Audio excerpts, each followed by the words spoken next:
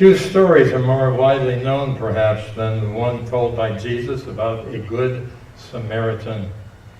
Stopping to help an injured man alongside the road, overcoming fear, overcoming some of the prejudices of his times, helping a Samaritan whom others would have walked by on the other side and did.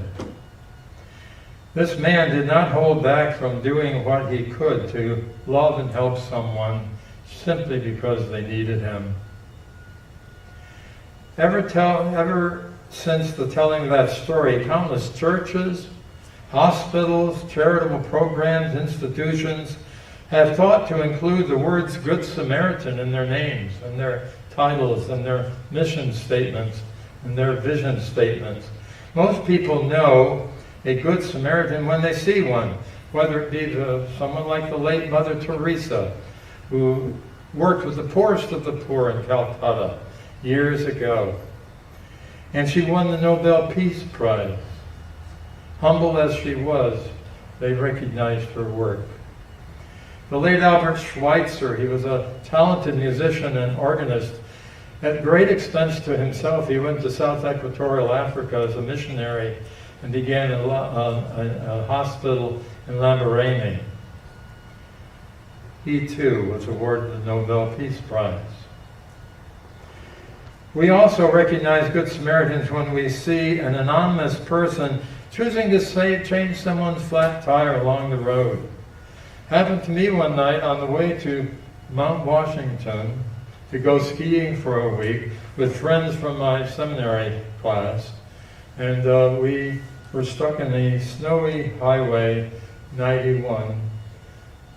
And suddenly it was 4 o'clock in the morning. We wondered how we would proceed. It was snowing. It was an active blizzard. And then headlights came up the street. The street came up the highway. Turned out to be a farmer in his truck on his way to do early morning chores. He stopped. He had a flashlight. We did not. We just had a Volkswagen Bug full of skis and full of people. And he stopped, changed our tire, and sent us on our way. I always thank God for the Good Samaritan he was. We did get to Mount Washington the next morning and next afternoon at 1 o'clock in the afternoon. We recognize Good Samaritans when we see them, and we're thankful for them. 5 weeks ago marked the 20th anniversary of the tragic day of terrorism in our country. Many were the headlines citing the fire and safety personnel who were Good Samaritans in the highest sense, climbing the stairs of the Twin Towers in Manhattan while trying to save the lives of those who were coming down. Good Samaritans are shining examples of the fact that genuine love for others does not look at the obstacles, but rather looks at the opportunities to care for, to serve the needs of our neighbors in need. I can never shake from my mind the memory of a walk home one evening from a storefront church where I worked in Manhattan when I was a student there. In a neighborhood where homelessness was rampant, and cold water flats and noxious odors in elevators and hallways were commonplace, there was suddenly ahead of me a woman on the sidewalk, not able to hardly stand. In fact, she was so inebriated that she backed up against the wall and sank to the sidewalk. She lost the struggle, sliding down to the sidewalk. I'm embarrassed to say, at the ripe old age of 26, I was not able to find a clue as to what to do. And I went to the other side of the street and watched. I chose to watch from a distance, chose to avoid coming close to her, chose to cross to the other side, chose not to get involved, chose not to take any chances. After all, I told myself, all the other people on the street are doing the same thing, except for one. A Good Samaritan emerged from where I would least have expected an old man in grungy clothes, wearing a crumpled hat and a winter overcoat, was selling magazines on the street corner. Using a cane to walk, he stood up from his orange crepe chair, walked over to this woman, put his hand on her shoulder, and lowered himself gradually to the pavement and sat beside her. Before long, he struggled back to his feet, made a call on a nearby phone booth. Yes, there used to be phone booths. And then returned to stay with her until a medical van arrived. I saw all of this from my safe distance across the street. Safe from what? Safe from what, I wondered. I felt very badly. I remember my tears as I continued on my way home, which for me at the time was Union Theological Seminary in Manhattan. I cried for the woman who was so sick. I cried gratefully for the lame man who found the courage and compassion within himself to see her through the crisis. And I cried for the many people of that urban neighborhood whose lives were that troubled and limited by poor social conditions. And I cried that I had done nothing to help a neighbor in need. I had avoided the situation, had walked onto the other side of the street. I felt I had missed something of grand proportion about what life is all about. Something vitally important that old man with a cane understood much better than I. That experience was pivotal for me as it led me to work with homeless people the following year in Lower Manhattan. The Good Samaritan story in the Bible teaches us to be ready to help whoever needs us, period. Help whoever needs us. Upon being told by Jesus that he ought always to love his neighbor, a lawyer asked Jesus, "But who is my neighbor?" And Jesus replied with this story: help whoever has a need. Whoever needs you is your neighbor.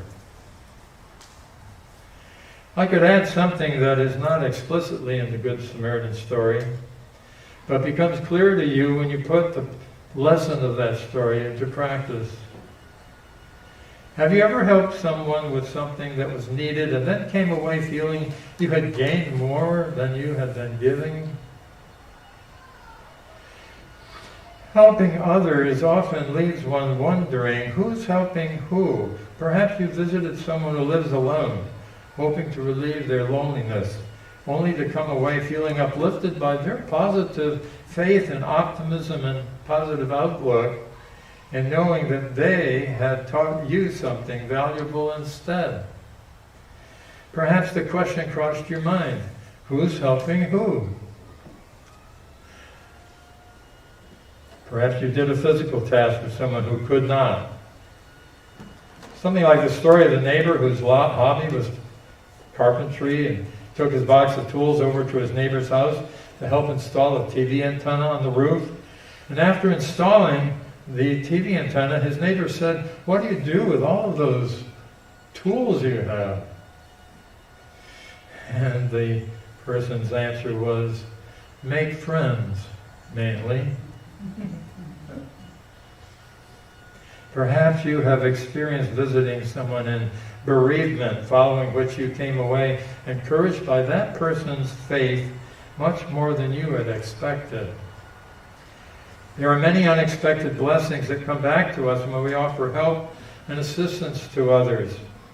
Some may know the following verse: I went out to find a friend but could not find any there, and I went out to be a friend.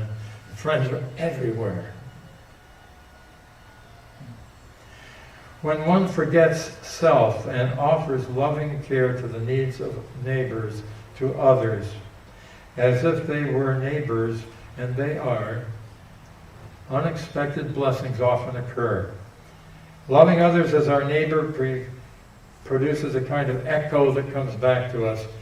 And I just love this little story. I'll tell it as quickly as I can. A young man, angry at his friends one day, was saying to his mother, "I hate them."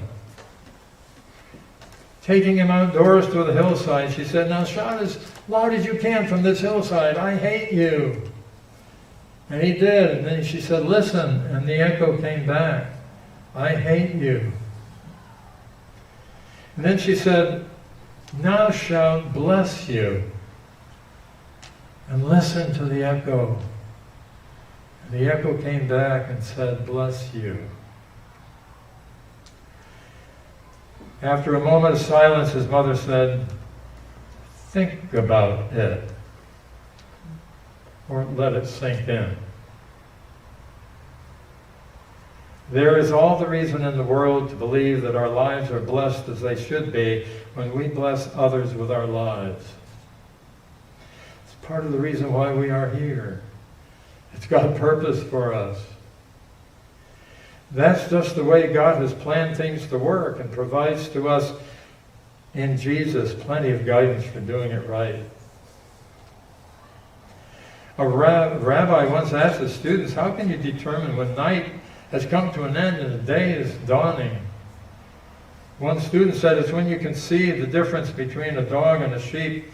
And the rabbi said, "No, that's not it." And he gave a lot of other illustrations. He said, "No, that's not it either."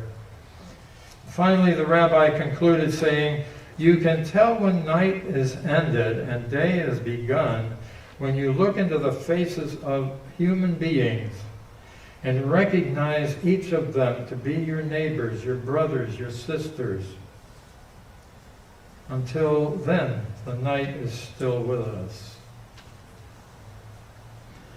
By the grace and inspirational guidance of God, may the way we live our lives in the name of Christ be signs of the end of night and the start of a new day dawning in our community and in our world, who so severely needs more light.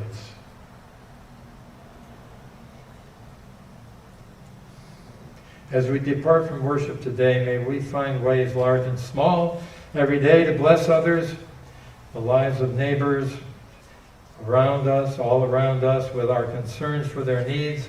And when you bed down each night, after each busy day, listen carefully as you pray for the echo of what you have been doing. And may you then hear echoing back to you the words, "Bless you."